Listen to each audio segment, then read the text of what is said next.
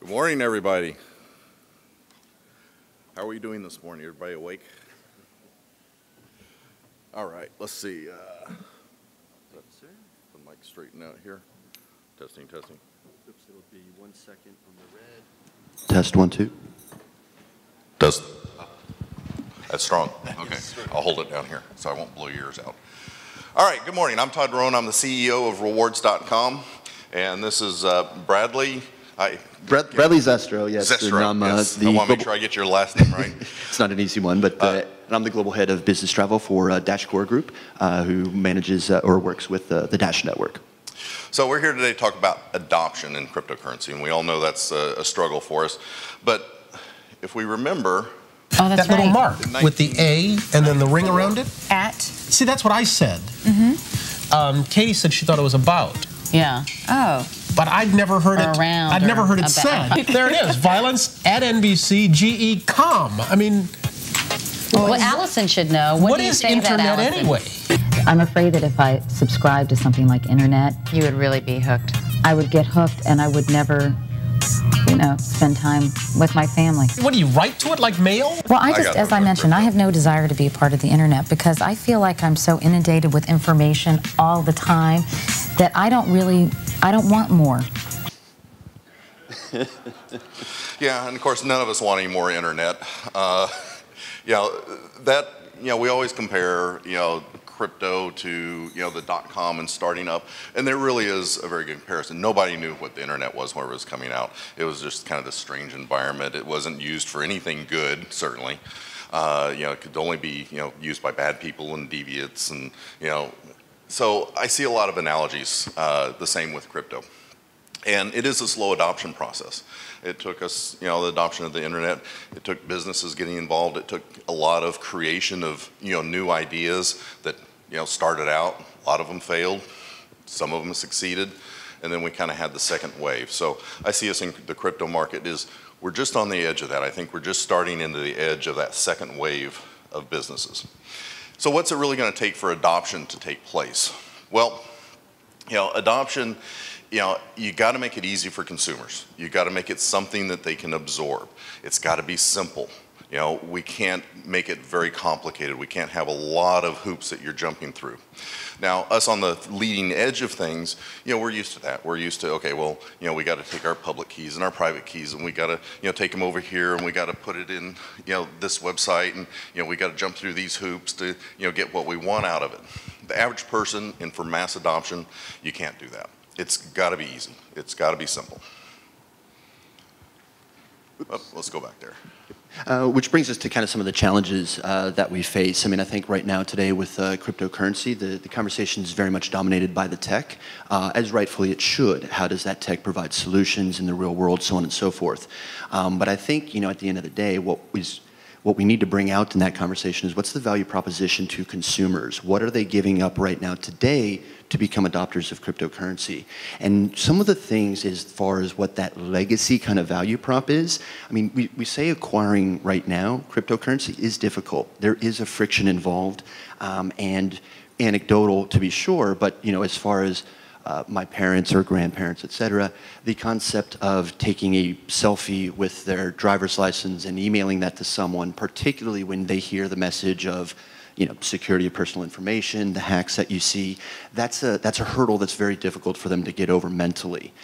Some of the other aspects as far as how it's different from the legacy that I think we do need to understand as far as where our consumers are coming from, the user now owns the liability when it comes to cryptocurrency. The exact opposite right now of the bank today. Somebody fraudulently charges on your credit card, you have $0 liability. Somebody is accessing your bank account, you can call back up your bank, get those funds reclaimed. That's a very different user experience compared to cryptocurrency.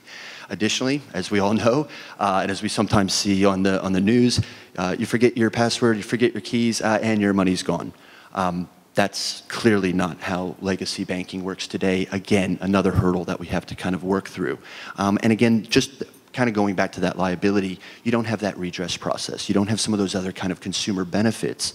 I know there's a lot of disadvantages, for example, with legacy banking, but at the same time, the way consumers right now perceive that banking system, there are those benefits, and we do need to be able to address, to really be able to kind of effectively communicate cryptocurrency and why people should be using that moving forward.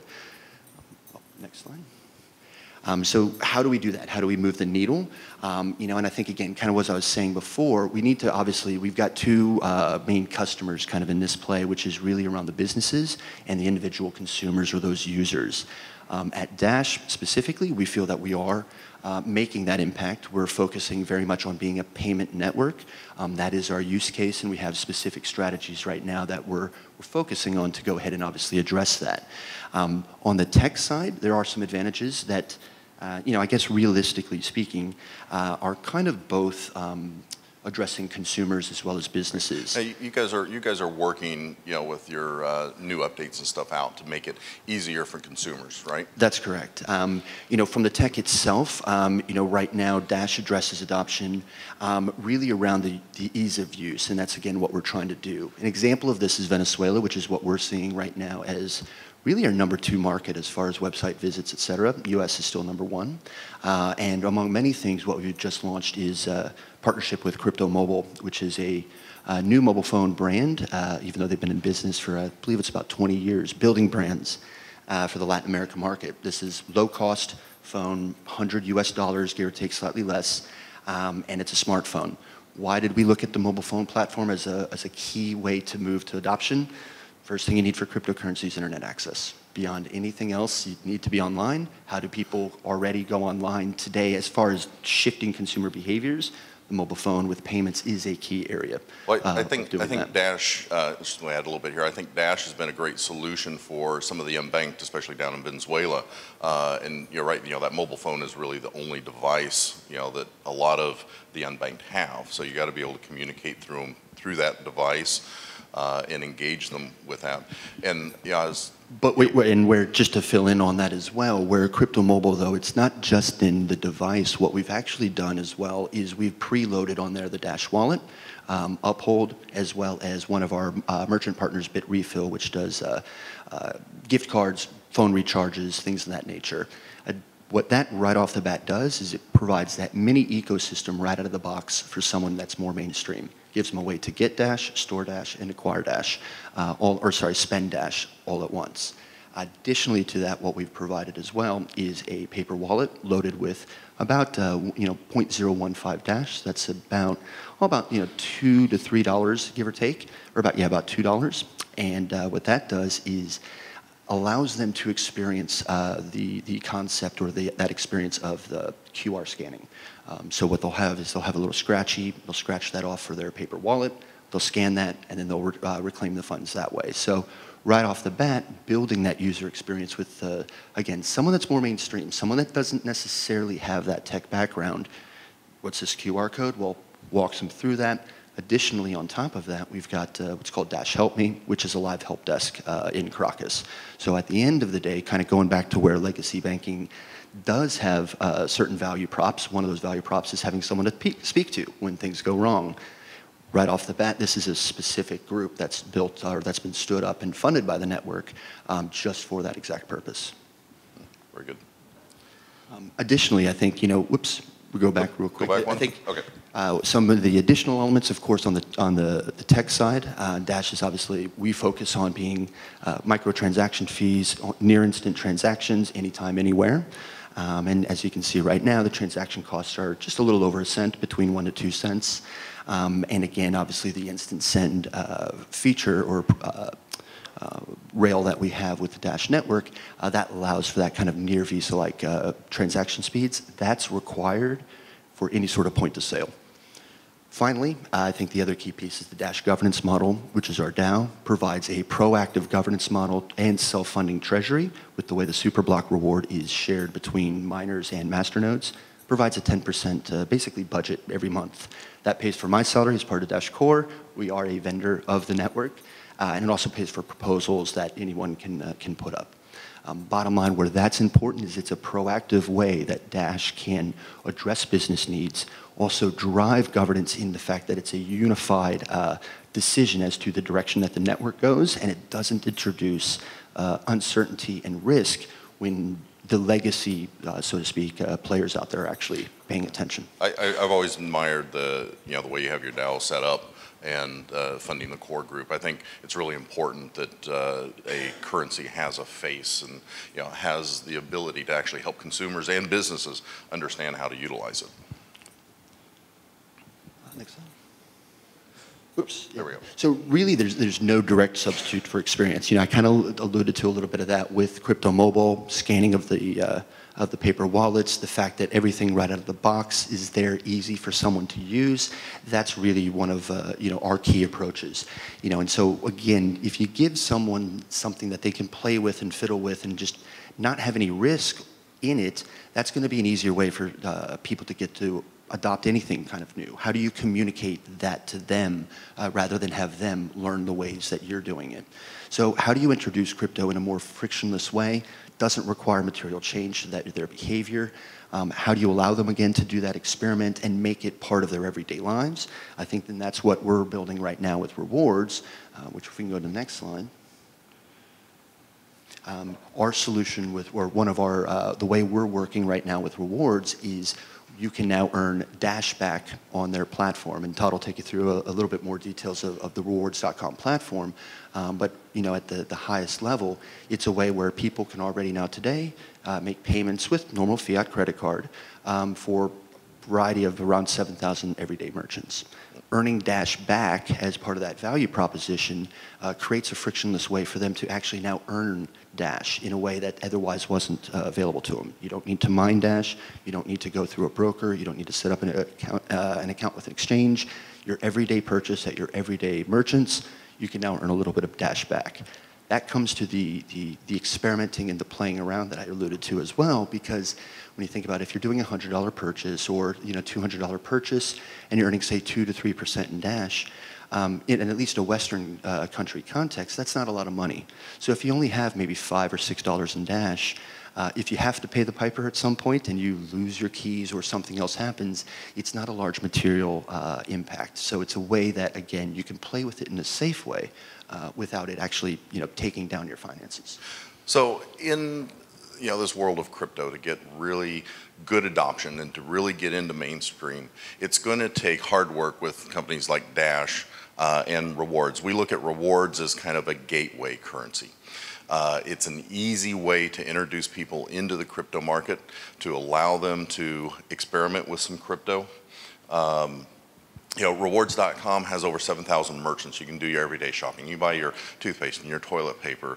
You can buy virtually anything through there and earn some crypto. So why not do that? It's simple, it's frictionless for the consumer. And from a consumer's perspective, when we start looking at like the average consumer, they look at this type of program as their average point program, a program that they're already used to using. So they go in, they shop at Macy's, they buy a new pair of shoes, spend $100, they're gonna get $5 back in rewards currency or Dash. And from there, they can really decide what they want to do. They can keep it within the ecosystem. They can use it within our ecosystem and redeem that currency, or they can take it out of the ecosystem. They can take it out to the crypto market, the exchange, to a private wallet, and experiment with it and learn what this is.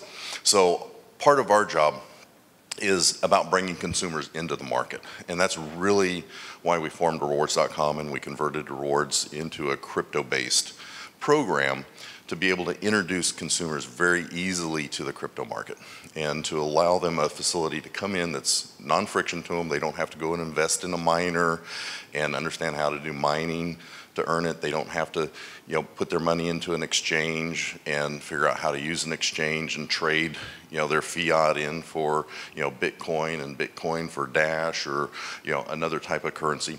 This is just an easy entry point. They just go shop, do what they do normally, do what they're going to do anyways. So rewards.com creates this digital currency environment. So within the rewards.com environment, essentially what we are is basically a buyer of our currency. All we do is buy our currency. We're either buying it from the consumer or we're buying it from the market to give to the consumer as a reward.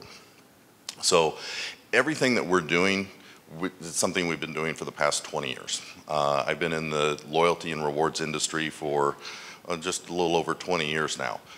Built out a lot of the programs for the banks and the airlines, companies like American Airlines, Bank of America, Amex, Marriott, Intercontinental, and right on down the line. And with all these points programs and stuff that we built, we always have an earn piece of it. We take in the fiat from our merchant partners. We turn that into, give it to the organization, typically for the points. So those are essentially funded points. But the points don't carry any value. The value of that didn't actually go into the point and doesn't carry with the point. So with the crypto market, we're just basically taking that value, putting it into the currency, giving you a currency that actually has value that you can circulate through the market. You can bring it into our ecosystem and redeem it. When you go to redeem it, essentially we're buying back that currency from you at whatever the current market rate is. And again, we settle with our merchant partners on the other side, just like we always have for the past 20 years in general fiat. So at the end of the day, we're really just a buyer of our currency or the Dash currency or whatever currency we're allowing to work through the ecosystem. So this makes it very easy on the businesses, which we have to make crypto easy on the businesses right now because they're not going to be accepting the risk or the volatility or really even know how to manage it. And then we have to make it easy on the consumers, and this is a very easy way to do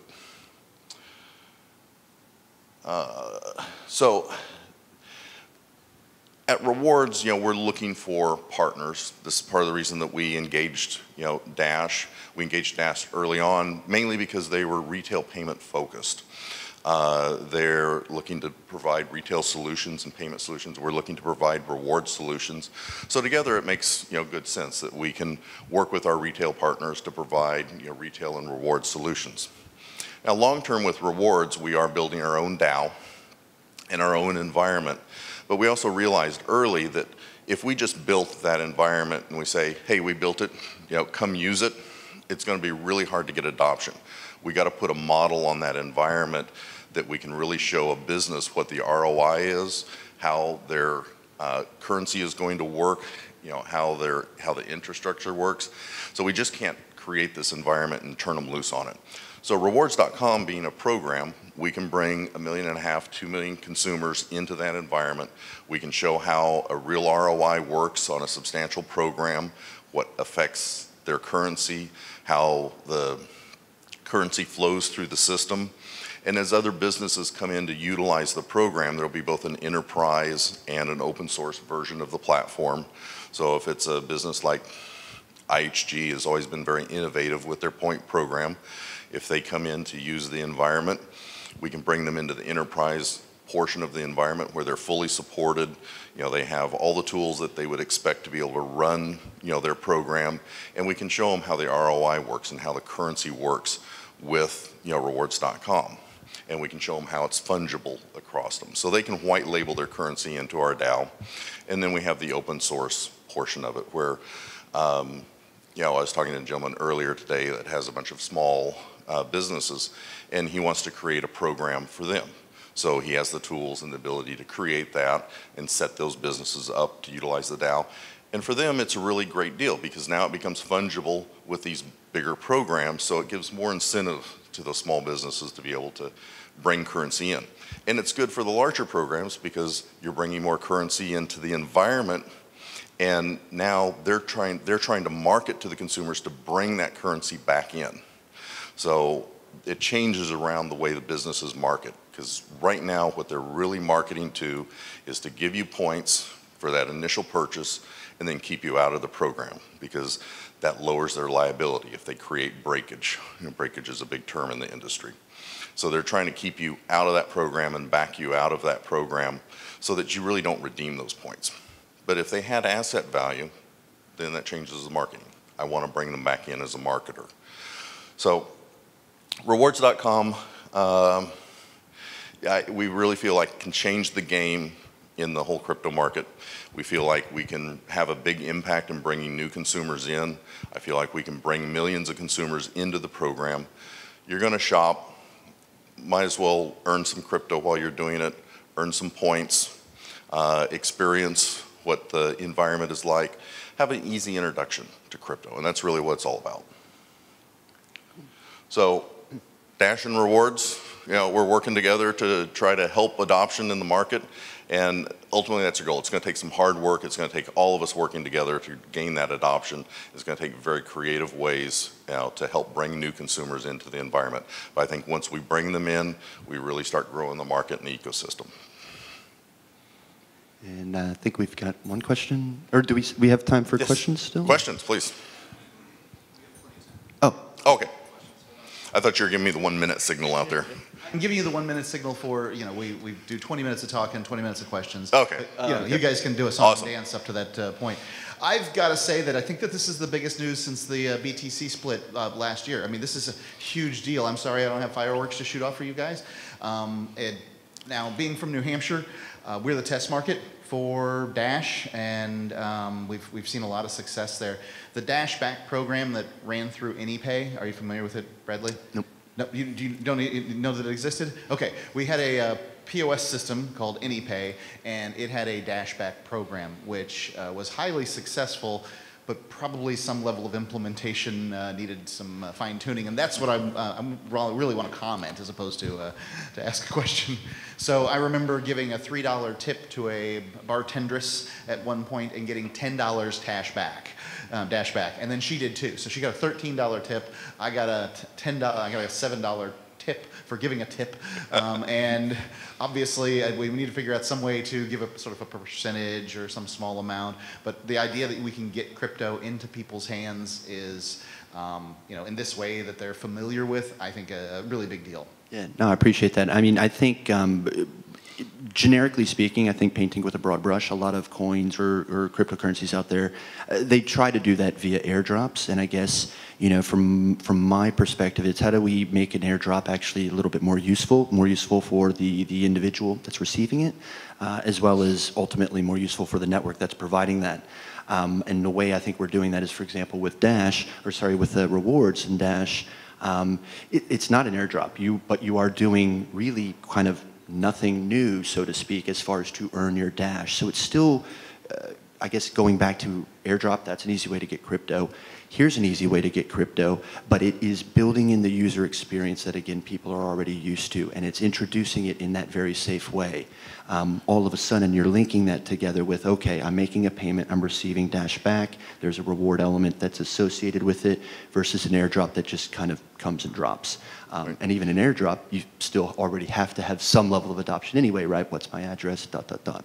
The other way I think we're doing that is with, say, what I talked about with Crypto Mobile, where there's the Dash within that ecosystem of the phone, so that therefore, again, they're claiming that Dash, but they've got an immediate use for it right off the bat. So sorry, you had, I want to add to that just a little bit. With rewards, we realize consumer adoption is always a challenge. No matter what the business model is, you have to fight for those consumers. Rewards is a great platform for that consumer adoption, because ultimately what we're talking about is it's gamification. It's being able to try to create something interesting, incentivizing them to come back over and over. So part of the new launch of rewards, by the way, I didn't mention that we're relaunching rewards.com here right before Black Friday.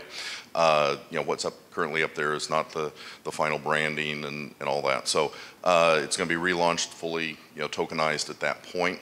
And we're going to be adding in a lot of gamifications. And actually, we already started adding a little bit of that. So right now, I think in rewards.com, you go in, you register, you go to the game section, you can enter a contest for some NASCAR passes. We have a NASCAR that we're sponsoring. I think we're on our 7th or 8th race right now. We've got a race coming up in Dallas, a race coming up in Arizona here with Dash, and then Miami, and I think that we're done for this year, and we'll be picking it back up next year.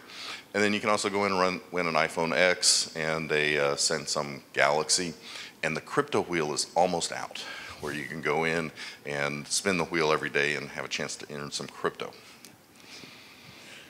Okay, so I have a question for you, both of you, and thank you for last night. I have talked to Todd and Linda, not extensively, but extensively enough. There are a couple of things I want to bring out to your attention regarding loyalty apps, because I build them, and I know exactly where you guys are going with this, what you're saying. I disagree with that you have to fight for your people, because there are very much more easy and fluid ways to get people to actually adopt what you're trying to do, albeit what you guys are doing as a .com, and to send people to another website or a .com is really, it's kind of, if you would think about it, 80s in the way of marketing. In relation to your wallet, regarding how you're integrating, I didn't hear anything about integrating with the Apple Wallet or the Android Wallet, which I think engenders here, the phone, because we have Apple Pay and we have Android Pay. And that excludes those two that are the biggest. Starwood works with Apple Pay, and they have a, 55 or 58% revenue annually. Over, they just sold to Marriott for $13 billion. Yep. And that was the #1 reason they sold to Marriott for $13 billion. You have 60 billion messages going out daily between customers and their businesses, between WhatsApp and Facebook. You have 1.4 billion users a month on Messenger. So nothing is being said with respect to those people, and those are people that you could really hit using Facebook, Instagram, Twitter, Snapchat, if you had your integration. But to send people to a .com and another app when there's a flood, and how many apps are built every day? I think there's, over 10,000 apps that are actually put onto Apple every day, something like that. So there's another, they're making the $999,000 off of that, right? So, I mean, they're making, $1 million a day off of just the developer fees for 99 bucks, right? So what part are you guys going to do proactively? Because loyalty apps are everywhere. We've got them with Target. We've got them with here. We've got them with there. Everyone's got a loyalty app. It's no big deal. We don't care about getting the $3. The $3 is going to cost us too much of a headache to figure the frickin' thing out. So what are you guys going to do with respect to making that simple? And with regards to your phone, like your SMS, I mean, we had 37 coins that went out, I think, like a couple years ago with SMS. We can't do that. Although Ribbits came up with some idea that's kind of cool with the SMS, and they found a loophole. So talking to that guy was like, mind-blowing. Can I or yes, would you mind? Or so I don't mean to dominate that, but I want to know what you guys are, have you thought about it? What are your proactive ways of reaching the people that are too lazy and are scrolling the size of the Empire State Building every day? What are you going to do for those people? So, let me start real quick. As we kind of addressed earlier, when we kind of touched on things, high level, we both recognize that mobile is, the way to engage a lot of consumers, especially, a lot of consumers, don't do too much with their desktop, so that mobile device and the mobile integration as well. All those marketing channels, that you talked about are channels that we've, built and accessed over the years. So what I see, going forward, with us as we start coming out with our mobile devices and mobile apps, it's really the digital identity management, and it's about that digital wallet, holding your identity. Part of the rewards DAO, when we launched the second phase of this, is a big part of that wallet.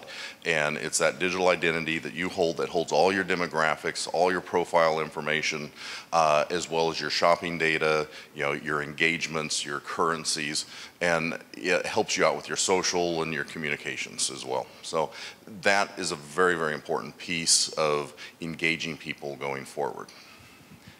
I think from Dash's side, there's a couple things that we're doing. One of the main things is I'm a big believer in infrastructure, build the foundation. And one of the key ways that we're doing that is integrating with payment processors across the globe. Apple Pay, we would love to obviously integrate with that. I think, to be fair, I think where cryptocurrency is in adoption from where Apple's customers who are currently using Apple Pay, are they screaming to Apple that they need to use cryptocurrency via Apple Pay? Right now, that's not happening. And I think part of this is also, too, the more we can build that value proposition to a lot of those mainstream consumers, that'll help get that noise building, so to speak. We recently came back from Money 2020 in Vegas just earlier this week. We've done also the Europe and the Asia one. And a common theme that I've heard when we talk to really big payment processors, without maybe naming the names, but a lot of them have said, well, we've tried crypto in the past, hadn't seen a lot of volume. We still really like it. We believe in it. We're waiting for some of that coming from our customers. And again, their customers is that very broad reach of kind of every demographic because, again, they're behind the scenes. So this is like your Klarnas, your First Datas, your Adas, things along those lines. They want to see a little bit more of that pickup is basically the message that I'm hearing. But at the same time, we can still build that foundation with a lot of these other payment processors and really start again, that's one way that we can introduce. So I think the other thing, sorry, real quick, as well as you were saying, just around, there's so many different apps and things along those lines. Again, I think from where Dash Pay goes, it's almost like, I guess, so I come from 18 years with Amex, so I guess to use the credit card kind of analogy, in some ways Dash is a little bit more like a Visa than an Amex. I think there's probably some debate as to which one, but in the sense that one doesn't necessarily one doesn't apply for a Visa credit card to Visa, it's through your issuing bank. And so kind of the same thing with Dash is it's how can we integrate also to, and it goes back to the payment process, like you said, in a wide swath around, again, different use cases, different countries, different demographics, and become, I guess, more just larger in that scene in the sense that, again, there's more availability. And so therefore, it doesn't matter if they're going to app A, B, C, or 32, well, Dash is in all of them. And so that's then the user experience and the memory that they're building into with Dash. And let's face it, today, very, very few people around the world actually hold crypto or have crypto. I mean, very few. To us talking here, it seems like, the whole world's into crypto, but it's really not. It's very few. We've got to get them introduced to it. We got to get it in their hands. Then we have to educate them all about it. And that's, where we really see coming with rewards.com. It's about getting something in their hands that is crypto related and then starting to educate them about how the environment works and what more can they do with it other than just, rewards and redeeming. But I certainly agree with you. The social medias and stuff like that has always been big for attracting consumers and getting consumers initially into the program.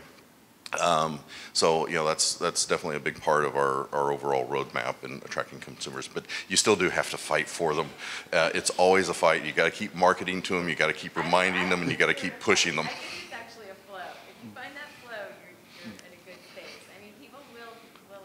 Oh, they will, but it takes time, and you have to keep working at it. I think it's you don't come out with a perfection, Totally right. It's not like we come out with that, but I think you guys are on this track, and you have Dash has a really good solid foundation for where they can go in the next. They're looking at it as where can we go, but it's a retail side, so we need to now think about something else. Sorry. I don't know. I didn't realize Yeah, that. no, we're good. I think we got you. Okay, well, I'll talk to you after. Hey, no worries. Yeah, I just have one quick question. I think what you guys are doing is great for adoption of cryptocurrency and usability in general. And when I gave my first cryptocurrency to my sister and tried to get her involved and everything, it was very difficult for her to get involved in the process and figure out where she could buy crypto. So I sent her some Dash, which was excellent, usable, easy thing to send her, and some Bitcoin for my wallet. But does this introduce any additional KYC or AML requirements? Because for me, I think that's the biggest point of friction for most users. So on the reward side, if you think about what we're doing with our currency, it's no different than you'd go earn a point. So the requirements around that is the same requirements that we would run around any types of points program. Essentially what you're earning is a discount or a rebate on what you're purchasing. So you spend $100, you're getting that $5 discount or that rebate. So right now they don't require you to do KYC and AML to receive a rebate on the money that you're spending. So that rebate just comes in the form of the reward currency. Now, obviously, you go out to an exchange with that. They're going to require some KYC, AML, and then internally, we're working with our attorneys if we allow you actually to turn that to cash, with inside the system. Is there a level that we may have to require some KYC or AML? But the reality of it is you kind of go down, the lines of how this currency works compared to a traditional points program. You compare it to an airline points, American Airlines, for example, sells almost $2 billion a year of their points. They're asking me to buy their points, every time I turn around. I can trade those points out for hotel points or other. There's points exchange systems out there. I can take those points and I can redeem them for gift cards, products, or merchandise other than flying on the plane.